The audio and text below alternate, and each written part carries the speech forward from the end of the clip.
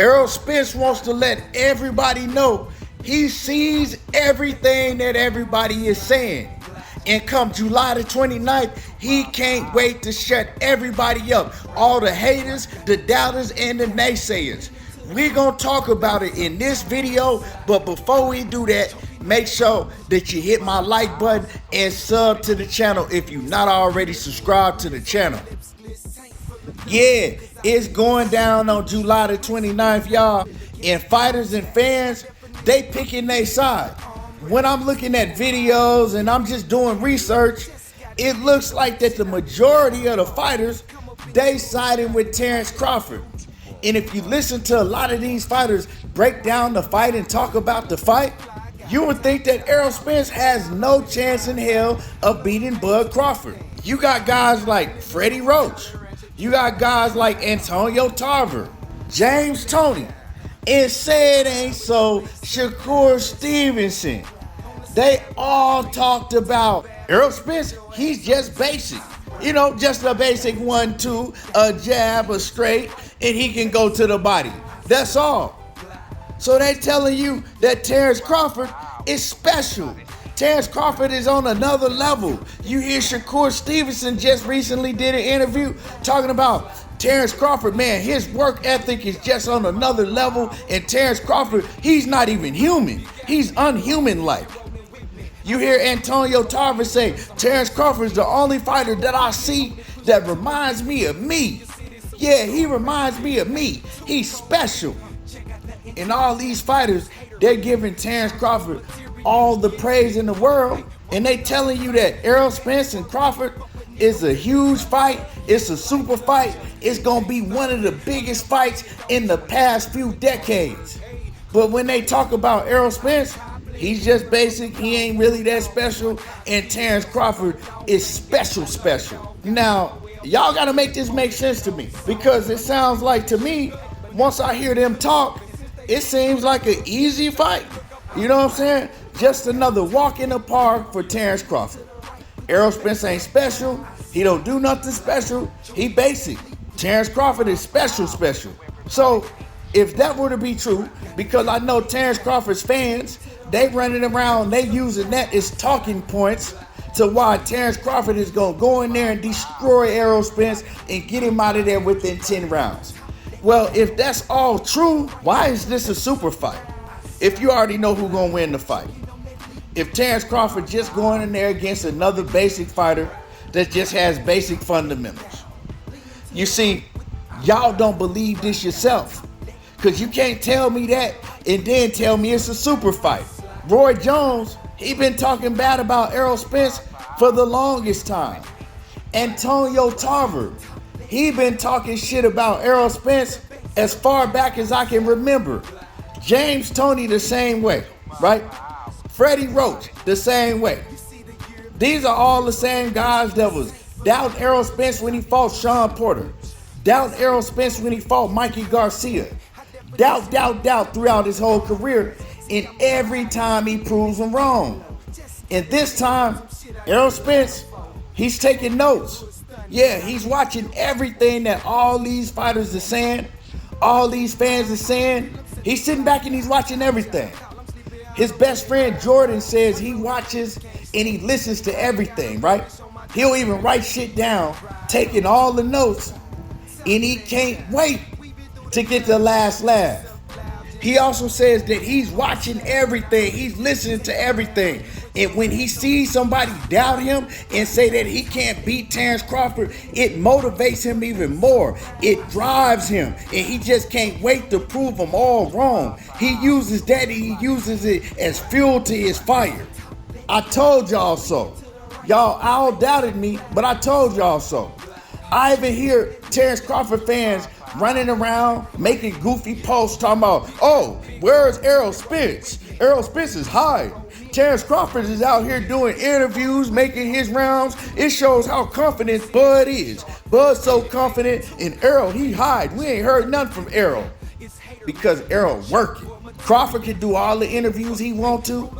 He can do all that. You know what I'm saying? He can talk until his teeth fall out of his mouth, making himself and making his fans believe that he's just so confident. But that ain't gonna win him the fight. Talking ain't gonna do nothing come July the 29th. Now, let me say this also. I understand that Terence Crawford is doing what he has to do to promote the fight. And I dig it. You know what I'm saying? Right now, Errol Spence, he ain't been doing no talking. He just been working and working. He haven't been doing too much promoting right now. He'll get on this promoting. You know what I'm saying? Y'all calm down. Don't worry about because you ain't seen Errol Spence doing all the talking.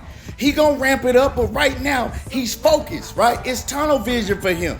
And so, I'm not hating on Crawford that he going around doing his interviews, you know, trying to get the bag as high as he can get it. Ain't nothing wrong with that. But to his fan base, right? To his D-riders, that don't mean that he's more confident than Errol Spence. That ain't gonna win him the fight. Y'all need to understand that. And that definitely don't mean that Errol Spence is hiding and he's scared. Y'all dudes is just weirdos. When you break this fight down, Errol Spence has all the tools to beat Terence Crawford. Y'all can talk about how one-dimensional he is if you want to, but let's talk about his jab. Terence Crawford has problems defending against the jab. Go back to the Jose Benavidez fight. Jose Benavidez was on one leg, literally. But Terence Crawford had problems with Jose Benavidez's length and his jab. Go to the Kell Brook fight. A Kell Brook that was washed up. Terence Crawford want to come and act like that the man wasn't already washed up and finished. That's why he actually retired from the sport of boxing one fight after he fought Terence Crawford, right? He said, I'm done. I ain't got no more left in the tank. But Kell Brook, right? A washed up Kell Brook, he gave Terence Crawford all the problems in the world for the first few rounds with his jab. What you think Errol Spence is gonna do with his jab? You don't see nobody throw more jabs than Errol Spence and throw jabs with precision and perfection. Hard jabs. That's gonna give Terence Crawford all the problems in the world.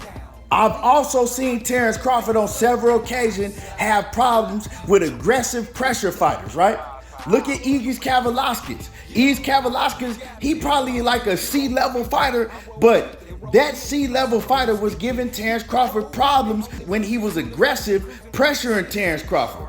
Look at Sean Porter. Sean Porter was at the end of his career, right? But when he was pressuring Terence Crawford, he was giving Crawford problems. He just got tired. He couldn't keep up his normal work rate like we was used to seeing Sean Porter do.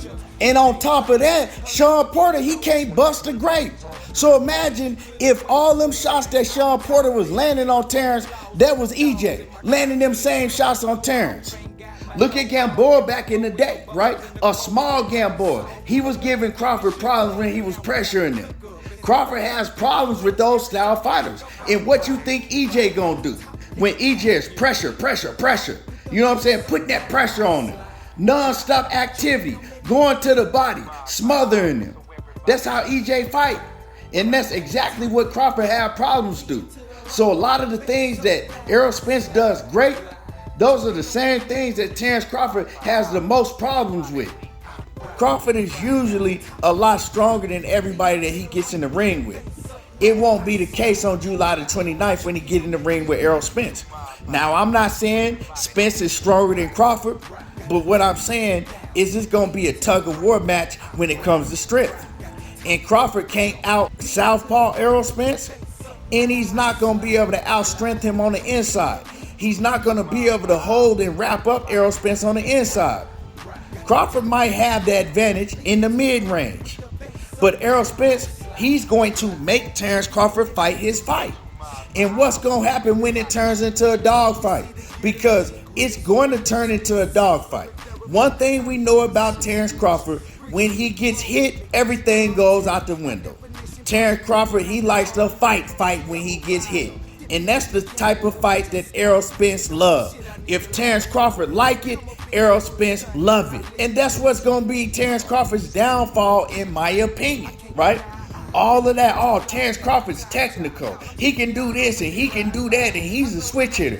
First of all, Terence Crawford, he can switch hit, but does he do it on a regular, normal basis? No. What he does is he comes out in the orthodox stance, Soon as he gets hit early on in the fight, second, third round, he turns to southpaw. And then he fights in the southpaw position throughout the whole fight.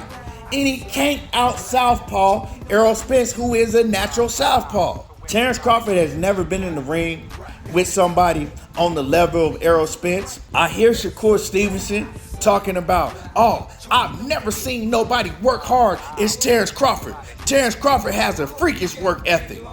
Well, if you hear anybody that's worked with Errol Spence, they tell you that they can't even keep up with Errol Spence in the gym. Look at Frank Martin. Frank Martin is a dog and a workhorse. He said he can't even come close to keeping up with EJ when it comes to just training and working out. We've heard other fighters say that EJ, he spars 15 rounds straight, non-stop, right? With 30 seconds rest and go full out 15 rounds straight, switching out sparring opponents. Who else doing that? You know what I'm talking about? Who else is doing that? And you know how we know? Because when he get in the ring, it translates. Terence Crawford don't have a work rate nowhere near Errol Spence's work rate. So tell me, who work harder in the gym? Who train harder? I don't know. I'm not in the gym training with nan one of them. But I know what translates in the ring. I know who has the high work rate. I know who has the highest punch output. And it damn sure ain't Terence Crawford when you compare him to Errol Spence. You know what I'm saying? Yeah, it's going to come down to a dog fight. That's exactly what's going to come down to. And when it come down to a dog fight, who got the best chin? You know what I'm saying? Who got more dog in it? We seen Terence Crawford hurt by smaller fighters. We know that his chin ain't all that. We know that Errol Spence got a rock solid chin. So when these two dogs collide, y'all talking about it's gonna be a fish fry? Well, I say it's gonna be a smokeout like 420. Cause on July 29th, we gonna see the best Bud. We gonna get the best of Bud, but the best of Bud finna get smoked. Errol Spence wanna let the whole world know he hear you, he taking names, and he taking notes. Y'all let me know who y'all got in this fight. Let me know what y'all breakdown is, who y'all see winning this fight and why. Drop a comment in the comment section. Yeah, I guess everybody picking sides. What side y'all picking? Drop a comment, smash the like button, and y'all already know how I do. There you go, talking that boxing again, and I'm gone. I know the haters can't stand it. I ain't got a blemish on my Jolly Rancher can. Ride on.